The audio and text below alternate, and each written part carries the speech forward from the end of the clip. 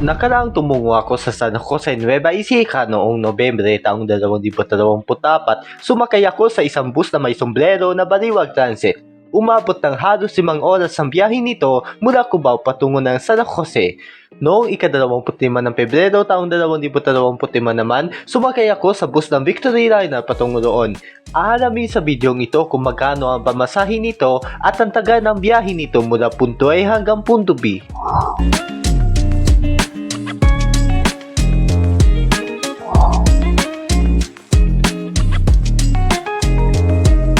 Alas 4 pa lamang, nakatungo na ako sa Camillas upang sumakay sa ibang kumpanya ng bus patungong San Jose, Nueva Ecija. Dumating din ako sa terminal ng Victory Liner noong ika-25 ng Pebrero taong 2025 sa ganap na alas 4:40 ng umaga. Ito ang terminal nila sa Camillas kung saan ang lahat ng bus ay patungo ng Lambak ng Cagayan at Kalinga. Ang bus na maaari kong sakyan sa pang-alas 6 na umagang biyahe ay ang kanilang Unit 714 na mayroong modelong Yutong ZK-628H o Sweeter Pro. Ito ay mayroong rutang mula Camillas, Lungsod, Quezon patungong Tuguegarao, Cagayan gamit ang rutang Inner Cities. Alas 5:32 ng umaga na sila nagpapasakay ng mga pasahero. Ang mga tampok sa bus na ito ay mayroong 2 konfigurasyon ng puwan, kapasidad ng 45 pasahero, reading lights, port ng USB, net, armrest, reclinable ng puwan at palikuran.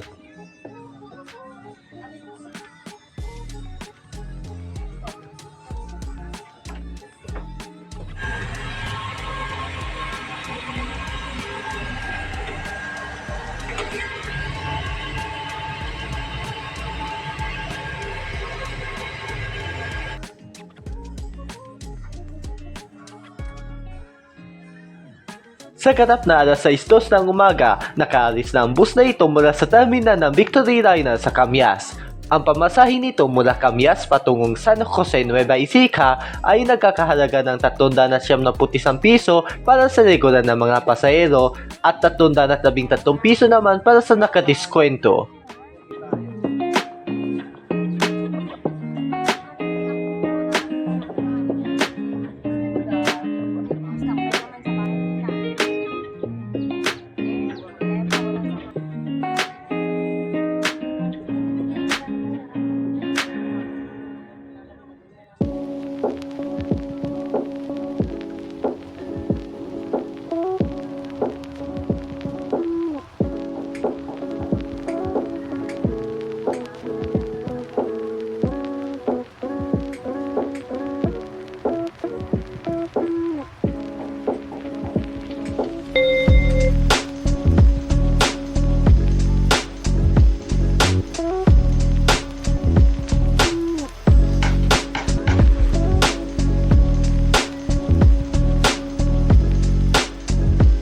Labing-dalawang minuto nagmula noong nakaalis ng terminal, nakariko na ang bus na ito sa Quezon Avenue at malapit na ang bus na ito sa Skyway.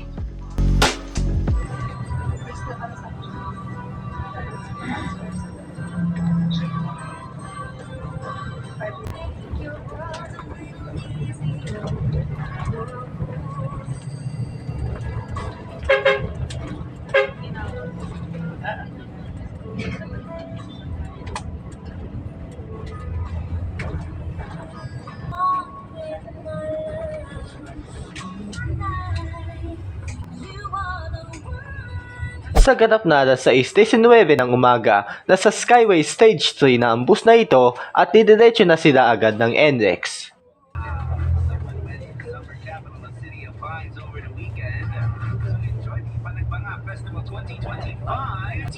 Celsius in Baguio City at around 6:45 last Saturday evening. Then we students have no classes of theirs for today in commemoration of the 59th anniversary of the end of the Power Revolution. The 25th of February 2020. Hey, Austin Reeves here for Arena Plus. They say Filipinos aren't good for basketball. I say just like you, I was an underdog. Us makes us sports. Now, Arena Plus out now. Get absolute. Watch it also on arenaplus.ph. It's time for another non-stop play of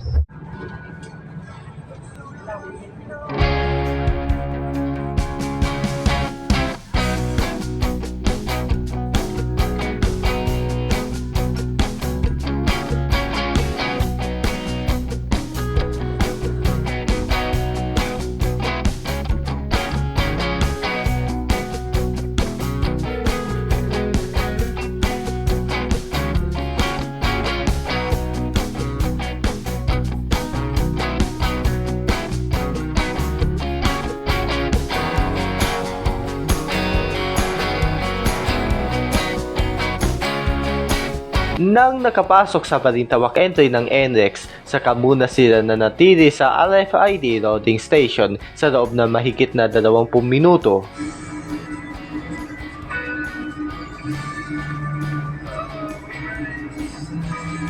Kalaunan, nakaalis na sila sa loading station matapos ang matagumpay na pagload ng RFID sa kanilang bus. Itinabi ko na rin ang aking teleponong pantas upang makinig sa mga awitin na Marshmello at Bini. Pagkatapos ng 58 minutong biyahe mula Balintawak patungong sa Pambiabas, Mabalacat pagdaan ng NLEX, nasa NLEX SCTEX connector ng bus na ito. Ito ay isang transisyon sa pagitan ng dalawang expressway.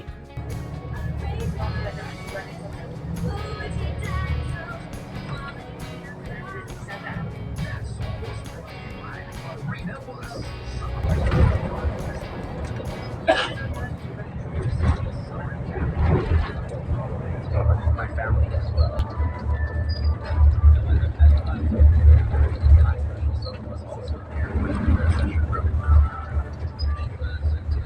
So yeah, what I want to do, but the next time I go back to Baguio, night market guys, guaranteed.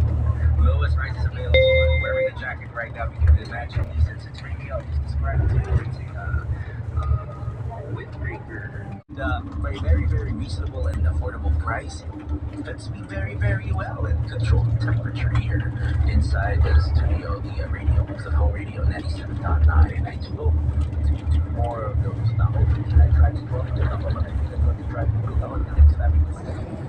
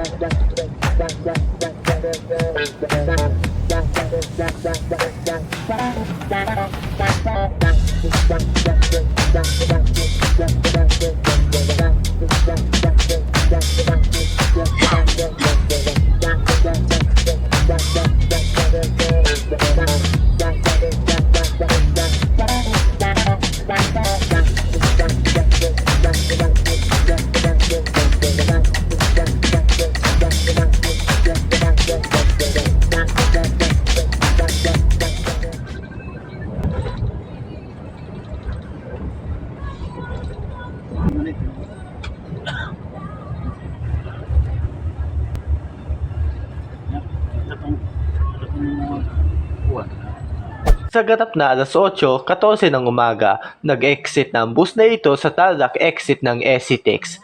Noong una, akala ko'y didiretso sa Central Luzon Rex Expressway ang bus na ito, ngunit hindi nangyari dahil dumiretso sila sa TP-Rex hanggang nag-exit sila sa Victoria Tarlac na makikita mamaya.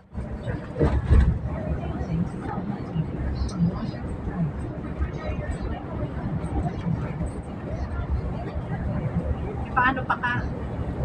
Ano yan? Maka-status yan. Nung 19 pa nga tinawag, pinareceive lang yung ticket. Pasuko sa Manila yan.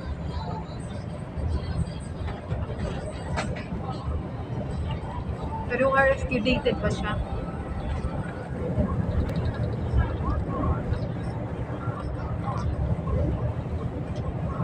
Di bali, okay lang naman na ulit yung ticket.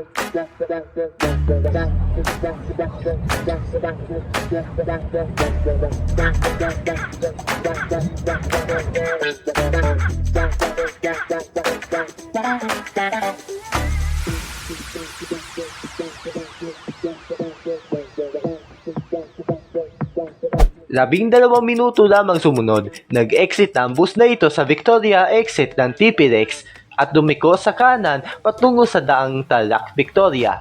Daraan din mamaya ang bus na ito sa daang Victoria Recab at daang Santo Domingo Recab.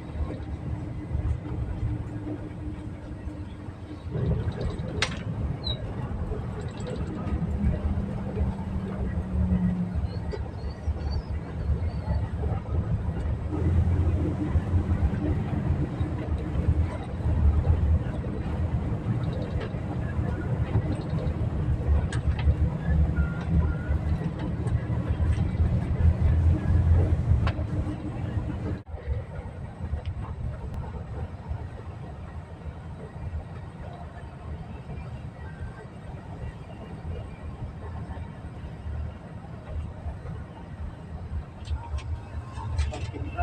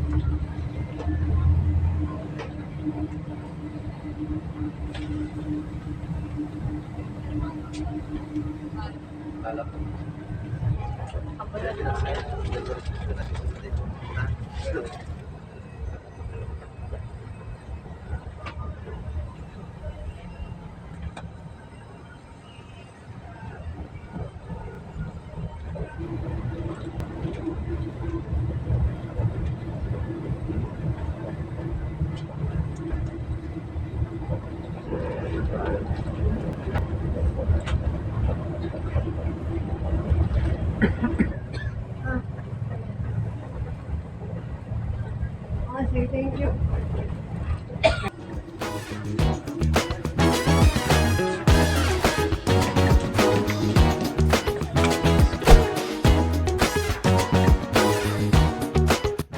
Sa wakas, nakapasok na rin sa Daang Maharlika ang bus na ito at mayroon na rin binabang ilang mga pasahero.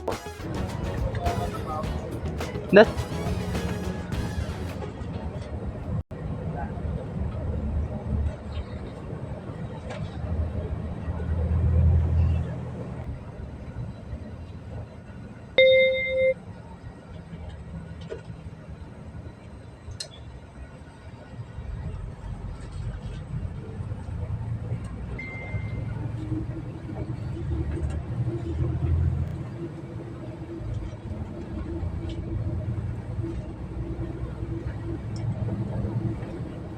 Nasa KM 141 na ang bus na ito at 19 na kilometro na lamang ang layo, makakarating na tayo sa San Jose, Nueva Ecija.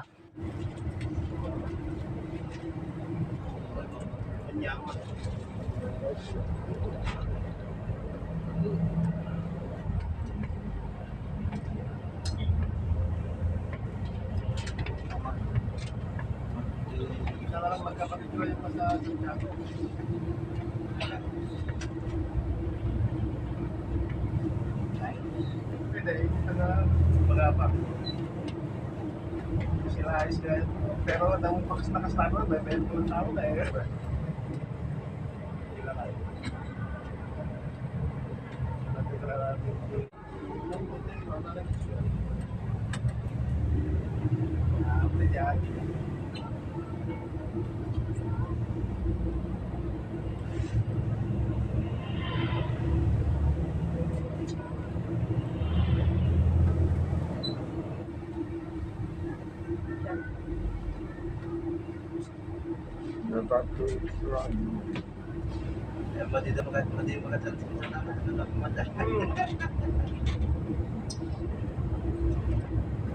Sasabihin eh.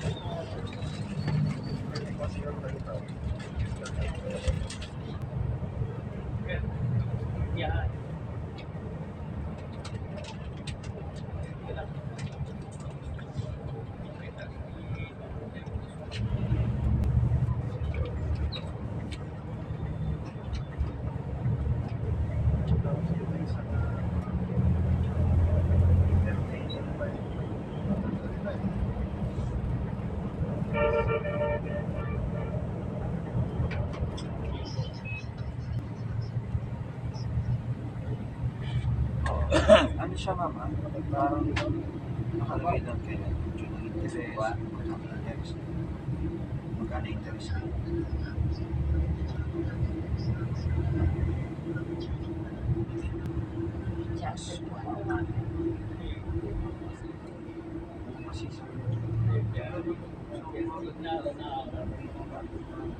Ikaw lahat.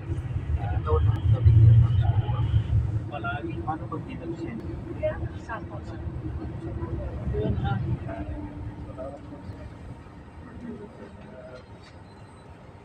Ganda.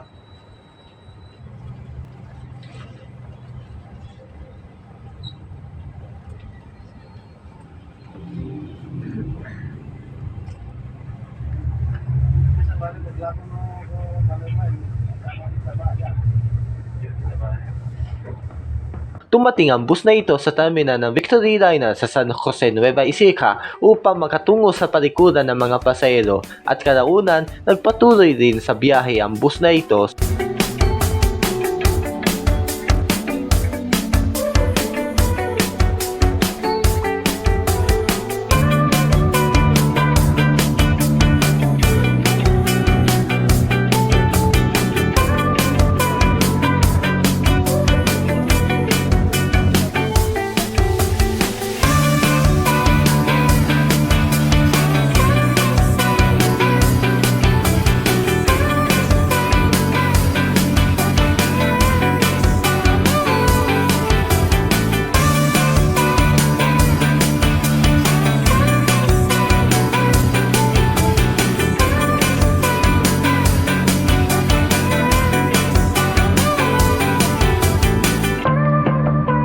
Dahil malapit na akong bumaba mula sa bus na ito pagdating ng KM160, narito na ang taga ng biyaheng ito. Ang taga ng biyaheng ito mula Camias, lungsod Quezon patungong San Jose, Nueva Ecija ay tumaga ng 4 na oras at 22 minuto. Nagpapasalamat ako sa crew ng Unit 714 ng Victory Liner sa pagserbisyo sa akin. Yan, salamat po. Salamat po. Bigyan kami. Bigyan kami.